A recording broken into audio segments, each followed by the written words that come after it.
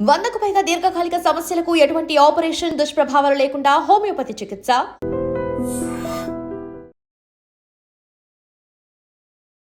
నమస్తే, welcome to healthy conversations with iDream media. So ఈరోజు మనం ఉన్నాము ట్రెడిషనల్ హీలర్ ఇంకా హెర్బలిస్ట్ ఆంజనేయ రాజు గారితో.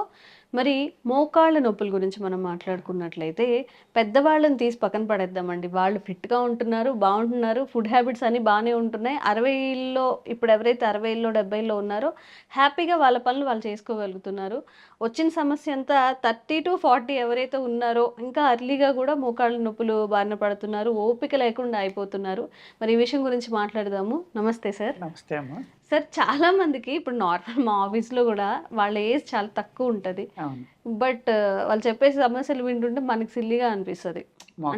మేబీ మోకాళ్ళ నొప్పులు అని కానీ, పెయిన్స్ అని కానీ, ఓపిక ఉండట్లేదు, చేత కావట్లేదు అని చెప్తూ ఉంటారు. సో మనం ఎనర్జెటిక్గా ఉండాలి అన్న, ఇప్పుడు 60లో ఉన్న వాళ్ళే హ్యాపీగా వాళ్ళ పనులు చేసుకున్నప్పుడు మనం ఎందుకు చేసుకోలేకపోతున్నాం, దాన్ని ఏదైనా సరి చేసుకోవచ్చు అని చెప్పి చాలా సెర్చ్ చేస్తూనే ఉంటారు. వాళ్ళందరికీ మీ ద్వారా ఈరోజు కనువిప్పు కలిగిద్దాము. తప్పనిసరిగానమ్మా సరి చేసుకోవచ్చమ్మా, తప్పనిసరిగా సరి చేసుకోవచ్చు. ఎందుకు అంటే సరి చేసుకోకపోవడానికి కారణం చేసుకోకపోవడానికి రీజన్ ఎక్కువ ఉంటుంది. ఎందుకు అంటే లైఫ్ స్టైల్ పూర్తిగా మారిపోయిందమ్మా. అవును. వాళ్ళు ఏం చేస్తున్నారంటే ఎక్కువ జంక్ ఫుడ్స్ తినడానికి కానీ, లేకపోతే బయట ఆహారం ఎక్కువగా తినడానికి అలవాటు పడిపోయారు. ఇంట్లో వండిన ఆహారం తినేది చాలా తక్కువ మంది అయిపోయారు. అలాగే ఇంట్లో వండిన ఆహారంలో కూడా మనకు కావాల్సిన మినరల్స్ కానీ, విటమిన్స్ కానీ ఉండట్లేదమ్మా. పంట పండించేటప్పుడు ఆ భూమిని విపరీతంగా మనకంటే ఒక 10 బస్తాలు పండాలి, ప్యాడీ ఉంది, దాని న్యాచురల్గా దాని కెపాసిటీ 10. మనం కృత్రిమమైన ఎరువులు వేసమ్మా దాన్ని 25-30 బస్తాలు పండిస్తాం, అంటే డబల్. అంటే సపోజ్ పూర్వం 20-25 బస్తాలు అయ్యేది అనుకోండి, దాన్ని ఇప్పుడు 50-60 బస్తాలు పండిస్తున్నాం. ఇంకా పండించాలని చూస్తున్నాం. అప్పుడు ఏమైందమ్మా, భూమిలో ఉన్న స్ట్రెంగ్త్ అంతా 10 ఏళ్ళకి పనిచేసి స్ట్రెంగ్త్ని మనం 1 సంవత్సరంలో బయటికి తీసేసుకుంటున్నాం. ఎప్పుడైతే అప్పర్ లేయర్ అనేది పాడైపోయిందో ఇంక దాంట్లో ఏమీ లేదు కదమ్మా. మనం ఆ కూరగాయలు తింటున్నాం, ఆ ఆహారాన్ని మనం తీసుకుంటున్నాం. ఏమీ లేని ఆహారం అక్కడ సాలిడ్ ఫుడ్స్ అవనండి, కూరలు అవనివ్వండి, రైస్ అవనండి, గోధుమ, ఇంకోటి ఏదో ఒకటి. నెక్స్ట్ వాటర్ అంటే తక్కువ తీసుకోవడం వల్ల వాటర్ కాదు, వాటర్ ఏ వాటర్ తాగుతున్నారు మీ ఇంట్లో, ఎలా తాగుతున్నారమ్మా వాటర్ అంటారా? Mineral water. ఏ విధంగా? డబ్బాలో వస్తే తాగుతాం అంతే. అదే మినరల్ వాటర్ కన్నా ప్రమాదమైంది ఇంకోటి లేదు. ఆ ప్లాస్టిక్ అనేది అందులో మిక్స్ అయిపోతుందని చెప్తున్నారు కదమ్మా. ఇప్పుడు ఈ 30-40 ఇయర్స్ ఉన్న వాళ్ళు చూస్తే బాడీలో ఎవరి బాడీలో ఏది డీప్గా వెళ్ళి కనుక రీసెర్చ్ చేస్తే అందరి బాడీలోని ప్లాస్టిక్ బాటిల్ ఉన్నాయి, మైక్రోప్లాస్టిక్స్ ఉన్నాయి, అందరి బాడీలోనే ఉన్నాయి. దాన్ని బట్టి మీరు ఆలోచించుకోండి, మినరల్ వాటర్ తాగుతున్నాను అంటున్నారు మీరు. Otherwise zero B filter water. Zero B అంటే జీరో ఏంటమ్మా? జీరో అంటే ఏంటి? ఏం లేదు, ఇంకా అందులో ఏమి లేదు కదా, అంటే అంతే కదా, నో మినరల్. మీ బాడీకి కావాల్సిన ఆహారం 2 రకాలుగా ఉంటుందమ్మా, మినరల్ కానీ ప్రోటీన్ కానీ. మినరల్ ఓన్లీ వాటర్లో ఉండేది ఎక్కువ మినరల్. ఫుడ్లో ప్రోటీన్, మినరల్, విటమిన్లు అన్నీ ఉంటాయి. అక్కడ లేదు, ఇక్కడ లేదు. మరి మీకు మోకాళ్ళ నొప్పులు ఎందుకు రావమ్మా? ఓకే. ఈ జీరో బి అనేది ఎంత ప్రమాదం అంటేనమ్మా, ఇప్పుడు అలాంటి కంపెనీ వాళ్ళకి కోపం రావచ్చు. జీరో అని వాళ్ళే పెట్టారు కదా పేరు. జీరో అంటే జీరో, నథింగ్ ఈజ్. అందులో ఏం లేదు, ఇంకా అందులో గుడ్ బ్యాక్టీరియా లేదు, బ్యాడ్ బ్యాక్టీరియా లేదు, మినరల్ లేదు, కాల్షియం లేదు, సాల్ట్ లేవు, ఏమీ లేవు. అటు క్లోరైడ్స్, సల్ఫేట్స్ ప్రమాదకరమైనవి లేవు, ఇటు సాల్ట్లు, మినరల్స్ ఇయ్యలేవు. ఏమీ లేనప్పుడు ఇంకా తాగడం ఎందుకమ్మా? వాటర్ అనేది అత్యధికంగా మన శరీరంలో పనిచేసి అద్భుతమైన ఆహారం వాటర్. దాన్ని వాటర్ అని కన్నా ఆహారం కూడా. అది అరగటానికి కూడా కొంత టైం పడుతుంది. దాంట్లో ఉన్న మినరల్స్ ఇవన్నీ కూడా బాడీ తీసుకోవడానికి టైం పడుతుంది. మన పూర్వీకులు మట్టి కుండలోనే ఎందుకు వండారమ్మా? మట్టి కుండ అంటే సాయిల్ నుంచి వచ్చేది. సాయిల్లో అన్ని రకాల మినరల్స్ ఉంటాయి, సాల్ట్లు ఉంటాయి, ఎన్నో రకాలు ఉంటాయి. ప్లస్ దాన్ని సీజనింగ్ చేసి కాల్చడం వల్ల ఇంకా దాని శక్తి పెరుగుతుంది. కాల్చడం వల్ల ఏమవుతుందంటే అందులో మినరల్స్ అన్నీ కూడా శుద్ధి అయ్యి రెడీగా ఉంటాయి మనకు ఉపయోగపడటానికి. ఆ కుండలో నీళ్లు పోసుకోవడం, కుండలో వంట చేయడం అనేది ఎందుకు చేయాలి అంటే కారణం ఇది. మనకు ఆ బాడీకి కావాల్సిన మినరల్స్ అన్నీ అందుతాయి. అందటం వల్ల ఏంటంటే మీకు తెలియకుండానే మీ ఆరోగ్యం బాగుంది. అలాగే ఒక సర్టెన్ హీట్లో ఉంటుందమ్మా అది. మీరు ఒకసారి వేడైంది అనుకోండి కుండ, అది చల్లారవడానికి చాలా టైం పడుతుంది. అదే ఒక అల్యూమినియం పాత్రను తీసుకోండి, సడన్గా వేడైపోతుంది, సడన్గా చల్లారిపోతుంది. అవును. ఆ న్యాచురల్గా వేడై న్యాచురల్గా తగ్గడం అనే సిస్టమ్ అనేది అక్కడ లేదు, కృత్రిమంగా జరుగుతుంది. అందుకేంటంటే ఆయుర్వేదంలో భస్మాలు కూడా దేనితోటి చేయాలి, ఒక మూలికని వంటగా వండి దాన్ని మందుగా తయారు చేయాలంటే ఏ కట్టె వాడాలి, ఏ పుల్లని వాడాలి. ఓహో, అలా కూడా ఉంటుందా? ఒక కట్టెకి ఎంత హీట్ ఉంది, చింతపుల్లకి హైయెస్ట్ ఉంది, మర్రి పుల్లకి ఎంత ఉంది, రేగు పుల్లకి ఎంత ఉంది, అలాగే మామిడి పుల్లకి ఎంత ఉంది, మోదుగు పుల్లకి ఎంత ఉంది. ఇలాగ ఆ హీట్ని బట్టి వాళ్ళు ఆ మందు చేసేటప్పుడు కూడా ఫలానా పుల్లతోటి వాడి ఇన్ని గంటలు వండండి.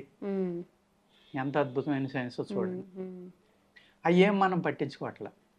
ఈ ఏమీ లేని ఆహారం తింటున్నాం. ఇక్కడ ఏమీ లేని ఆహారం తిన్నప్పుడు ఆటోమేటిక్గా బోన్స్ వీక్ అయిపోతాయి.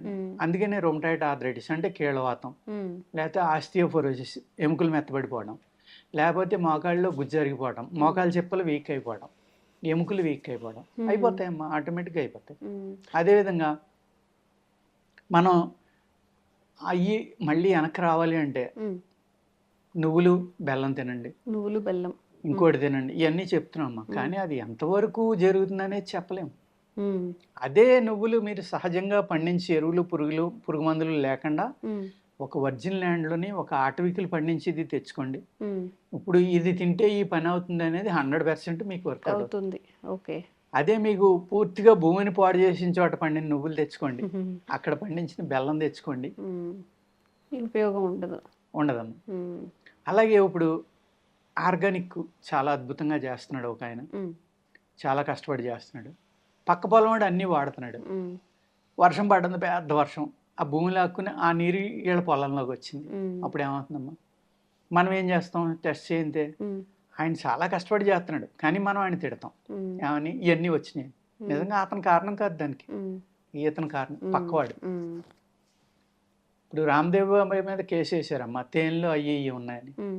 ఆ తేనె ఎక్కడి నుంచి పట్టుకొచ్చినాయి, తేనెటీగలు రామ్దేవ్ బాబాయ్ అన్న పుట్టించాడు, ఏమన్నా పెట్టి ఆ తేనె పట్టుకొస్తున్నాయి అంటే అవి కాదు. అవి కొన్ని కిలోమీటర్లు వెళ్ళి ఎన్నో రకాల తేనెల్ని పట్టుకొచ్చి ఇక్కడ పెడుతున్నాయి.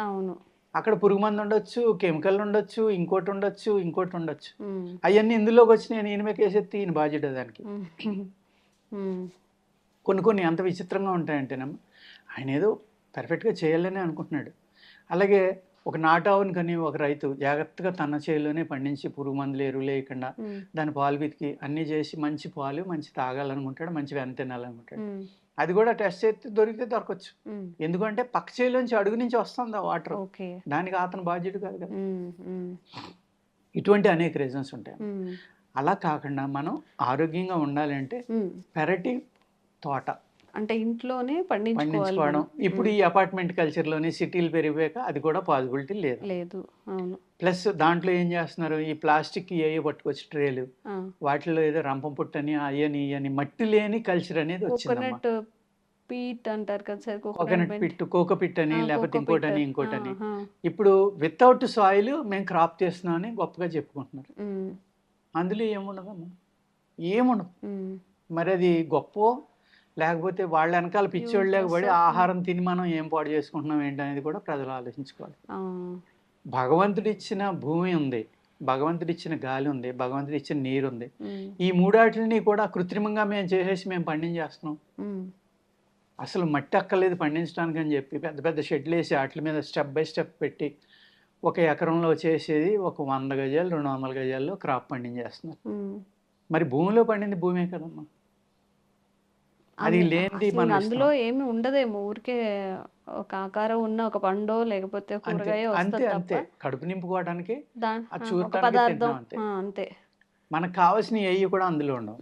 ఇప్పుడు మీరు స్విమ్మింగ్ పూల్ ఉందమ్మా, స్విమ్మింగ్ పూల్లో స్నానం చేయండి రోజు, మీ బాడీ నలబడిపోతుంది, లేకపోతే రకరకాల స్కిన్ ప్రాబ్లమ్స్ వస్తాయి. ఎందుకంటే బ్లీచింగ్ కలపాలి, కలపకపోతే అది కల్మషం అయిపోతుంది. అందరూ జబ్బులు ఒకరికొకరికి అంటుకోవడానికి ఆస్కారం ఉంది. అందుకే ఆ బ్యాక్టీరియాని చంపడానికి బ్లీచింగ్ వేస్తారు. ఆ బ్లీచింగ్ అనేది ఎంత ప్రమాదం అంటే అంత ఇంత కాదు. చిన్నపిల్లలు లంగ్స్లోకి వెళ్ళొచ్చు, తాగినప్పుడు నోట్లోకి వెళ్తాయి, బాడీ స్కిన్ ద్వారా అది లోపలికి వెళ్ళిపోతుంది. అదే మీరు కాలువలో స్నానం చేయండి, ఏముండదు. అంటే ఆ స్విమ్మింగ్ పూల్ ఇది న్యాచురల్గా పాలి కాలువ, ఒక నది, అందులో న్యాచురాలిటీ ఉంది, ఇందులో న్యాచురాలిటీ లేదు. అలాగే వాటర్లో కూడా అమ్మ అనేక రకాల వాటర్లు. ఏది పూర్వకాలం వైద్యశాస్త్రంలో చెప్పింది ఎలాంటి నీరు తాగమంటాడు? అనేక రకాల నీళ్లు. నది నీరుకి ఒక గుణాలు, చెరువులో నీటికి ఒక గుణాలు. ఆ చెరువులో నీటికి కూడా కలవ పూలు, తామర పూలు, నాసు అన్నీ ఉండి మత్స్యం, చేపలు తిరిగేది, హంసలు తిరిగే నీరు హంసోదకం అంటారు. వెన్నెల పడాలి, దాన్ని హంసోదకం అంటారు. అది అమృతం లేక మనకు పనిచేస్తుంది. అటువంటి నీళ్లు కనుక మీరు తాగగలిగారు అనుకోండి, అలా ప్రకృతి సిద్ధంగా వచ్చిన నీళ్లు ఈ నొప్పులు అయ్యి రావమ్మ. అటువంటి ఆహారం తిన్నారనుకోండి, నిజంగానే డాక్టర్లు చెప్పినట్టుగా పాలకూరలో కాల్షియం ఉంటుంది, లేకపోతే ఉసిరికాయలో ఐరన్ ఉంటుంది, లేకపోతే ఇంకో దాంట్లోనేమో నిమ్మకాయలో విటమిన్ సి ఉంటుంది, మెగ్నీషియం ఏమో ఏదో పైనాపిల్లో దొరుకుతుంది, యాపిల్లో ఐరన్ దొరుకుతుంది. ఇలాగా అవన్నీ కరెక్ట్ అవుతాయి అప్పుడు. ఎప్పుడు ప్రకృతి సిద్ధంగా పండించినప్పుడు, ఎటువంటి కెమికల్ పురుగు మందు వాడకుండా. అప్పుడు మీరు ఈ 35-40లో కూడా మోకాళ్ళ నొప్పులు వస్తున్నాయి అంటారు, వాటి నుంచి బయటపడచ్చు. ఇప్పుడు ఏం చేయాలి? తప్పనిసరి పరిస్థితుల్లో విటమిన్ డి లేకపోతే B12 ఈ టెస్టులన్నీ చేయించుకుని ఏ డెఫిషియన్సీ అయితే మీకు ఉందో, మెగ్నీషియము, కాల్షియము అన్నీ వచ్చేసినాయి కదమ్మా. సప్లిమెంట్స్ అంటున్నారు, లేకపోతే న్యాచురల్ మినరల్స్ అంటున్నారు. డైటీషియన్ వచ్చారు, న్యూట్రిషన్ వచ్చారు, వీళ్ళు ఎవరో పూర్వం లేరు కదా. ఎందుకు వచ్చారు వీళ్ళు? కొంచెం తినండి, ఇవి ఇంటేక్ చేసుకోండి, మీకు డెఫిషియన్సీ ఉంది అని చెప్పి డైటీషియన్ కూడా తెలియదమ్మా, అసలు ఏమీ తెలియదు. వాళ్ళు జీరో అంటాను నేను. కోపం రావచ్చు నా వీడియో చూసిన వాళ్ళకి. ఎందుకు అంటున్నానంటే వాళ్ళు సబ్జెక్ట్ కరెక్టే, సబ్జెక్ట్లో తప్పేం లేదు. ఈ ఆహారం ఎలా పండిస్తున్నారు, ఎలా వస్తుందో వాళ్ళకి తెలియదు కదా. తెలియనప్పుడు నువ్వులు ఎంత తినండి, బెల్లం ఎంత తినండి, వంకాయ ఎంత తినండి, బీరకాయ ఎంత తినండి, అందులో ఇది ఉందంటే లేదు. అక్కడ ఉంటే కదా వాళ్ళు చెప్పింది పెర్ఫెక్షన్ అవటానికి. ఓన్లీ పొట్ట నింపుకోవడానికే వాళ్ళు చెప్పింది ఫాలో అవ్వాలి. అది చివరిగా నొప్పుల నుంచి బయటపడాలి అంటే మన లైఫ్ స్టైల్ ఎలాంటి చేంజెస్ చేసుకోవాలి? మీరు చెప్పారు వాటర్ అనేది మినరల్ వాటర్ తీసుకోకూడదు అని చెప్పి. మరి మినరల్ వాటర్ కి ప్రత్యామ్నాయంగా ఏం తాగొచ్చు? దొరకట్లేదు కదా, సిటీలో ఉన్నాం మనం. కొన్ని కోట్ల మంది అయిపోతున్నారు సిటీల్లో. బోర్ వాటర్ వస్తుంది, అది కల్మషం ఉండొచ్చు, లేకపోతే పైప్ లైన్ ద్వారా గవర్నమెంట్ సప్లై చేస్తుంది. వాళ్ళు బ్లీచింగ్ కలపకపోతే మళ్ళీ అక్కడ ఫంగల్స్, బ్యాక్టీరియా ఇవన్నీ పెరిగిపోతాయి. గతి లేని స్థితిలో మనం ఉన్నామమ్మా. దాని నుంచి బయటపడటం అనేది సాధ్యం కాదు. ఇప్పుడు ఏదైనా ఎక్కడైనా పొలాలుండి ఇంకోటి ఉండి పల్లెటూరులో ఉన్న వాళ్ళకి అవకాశం ఉంటుంది, కానీ వాళ్ళు కూడా బద్ధకం నీళ్లు తెచ్చుకోవాలంటే. వాడి వెళ్తా వాళ్ళే కొనుక్కుని తాగుతున్నారు. అలాగే అన్ని చోట్ల ఆర్ఓ ప్లాంట్లు వచ్చేసినాయి. ఎందుకు అంటే ఈ భూమిలో ఉన్న నీరుని పూర్తిగా కల్మషం అయిపోయింది అనేది తెలుసు కాబట్టి ఆర్ఓ ప్లాంట్ల ద్వారా శుద్ధి చేసిన నీళ్ళని ఇస్తున్నారు.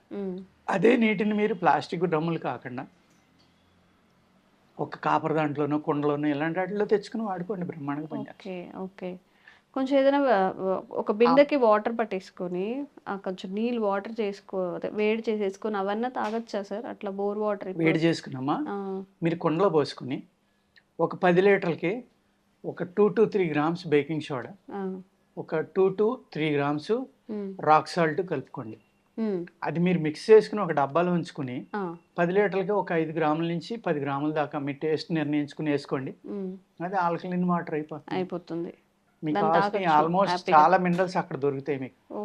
ఈ బ్యాక్టీరియా, ఫంగస్ ఇలాంటివి కూడా బేకింగ్ సోడా చంపేస్తుంది.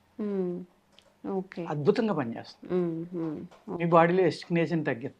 ఎప్పుడైతే ఎస్టిక్ నేచర్ తగ్గిందో మీకు ఎముకలు గట్టిపడతాయి, ఎముకలకు కావాల్సినవి అన్నీ అందుతాయి. అప్పుడు కీళ్ళ నొప్పులు ఆటోమేటిక్గా తగ్గుతాయి. సో చాలా మందికి ఇప్పుడు ఎంగేజ్లో మోకాళ్ళ నొప్పులతో పాటుగా కీళ్ళ నొప్పులు, పెయిన్స్ ఇవన్నీ ఉన్నా కూడా కొంచెం మన హెల్త్ మీద మన జాగ్రత్త తీసుకొని కాస్త టైం వెచ్చించందే మనకి హెల్త్ అనేది సెట్ అవ్వదు. ఈ జాగ్రత్తలన్నీ పాటిస్తూ చక్కగా సార్ చెప్పినట్టుగా న్యాచురల్గా పండించినవి తినడానికే ఎక్కువ ట్రై చేస్తూ ఉండండి. ₹1 ఎక్కువైనా కానీ అవే కొనుక్కొని తినడానికి ట్రై చేయండి. Thank you so much sir. నమస్కారం.